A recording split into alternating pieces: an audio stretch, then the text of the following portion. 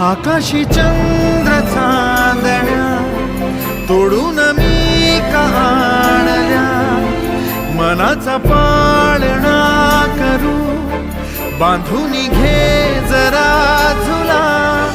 डोळ्यात तूच साजणी सुखाचा स्पर्श तू नामा, तुझ्या विना उरेन अर्थ जीवना,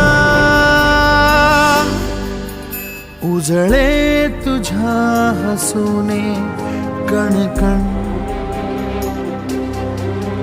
अन चंद्र हे हातीचे काकण.